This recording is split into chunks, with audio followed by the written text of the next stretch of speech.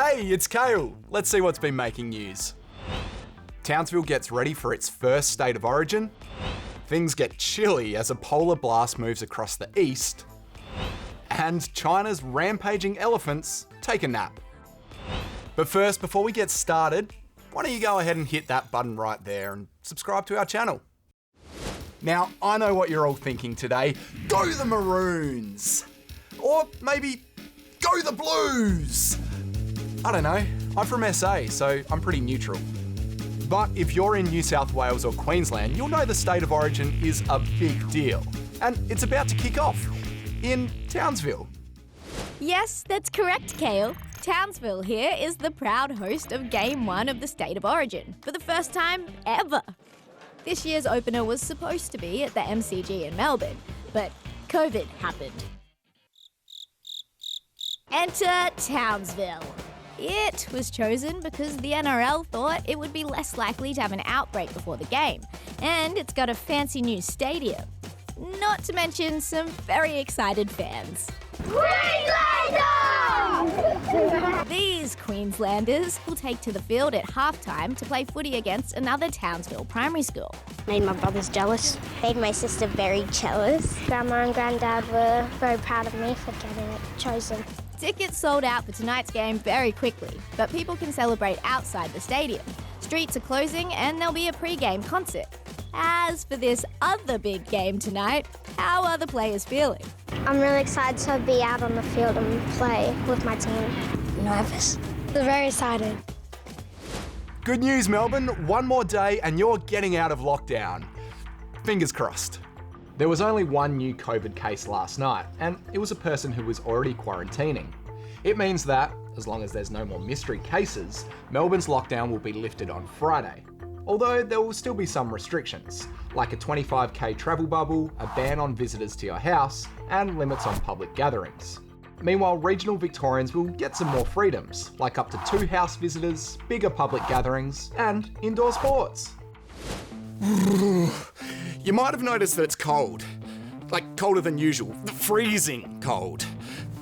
Well, in some parts of Australia anyway.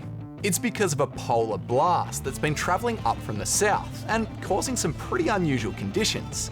Here's Joe. Welcome to BTN Weather Break, the most professional source of weather news anywhere, ever. Now, it's been a bit chilly in the southeast of the country. New South Wales and Vic, you've been getting some snow. And if we take a look at this detailed chart, we can see that that's because, well, it's winter. I think this is a job for someone a little more professional. And it's all thanks to a big blob of polar air that's broken off from something called the polar vortex. So in fact, if you follow this wind back to where it came from, you can see it swings around this high here, and eventually you end up near Antarctica. Now this blob of air has broken off and moved over the country, causing widespread wet weather, and it means we could see snow moving right up through the east. In fact, it could even get to the south of Queensland, and it's sticking around for quite a few days to come. That's good news for snow lovers, and it'll be an impressive start to the ski season this weekend. But experts are also warning that all the rain and snow could cause flooding and icy roads. So everybody in the southeast should be aware and stay safe. But don't take that from me, I guess. Joe, not bad, but maybe leave the weather reporting to the professionals, huh? Animals are so cute. That's why this segment's called Animals Are Cute. Because animals are cute. If you're like me and you've never seen a baby sloth, well, this is what they look like. Pretty cute, right? This Linnaeus two-toed sloth has just been born at the Brevard Zoo in Florida, but keepers haven't given it a name yet. I think it looks like a, Cameron. Or Slothy McSlothface. Meanwhile, America's goodest boys and girls are getting ready for the annual Westminster Dog Show. This year, 4 new breeds will be added to the famous competition. The Doggo Argentino, the Beaver Terrier, the Barbet, and the Belgian Laekenois. Now, remember these elephants that were rampaging through China? Well, turns out rampaging really takes it out of you. Drones have captured the elephants stopping for a group nap just outside of Kunming City. The elephants have now wandered 500 kilometres from their forest home, So it's no wonder they wanted to rest their ginormous legs. Ah, well, that's all from me, but we want to hear from you guys.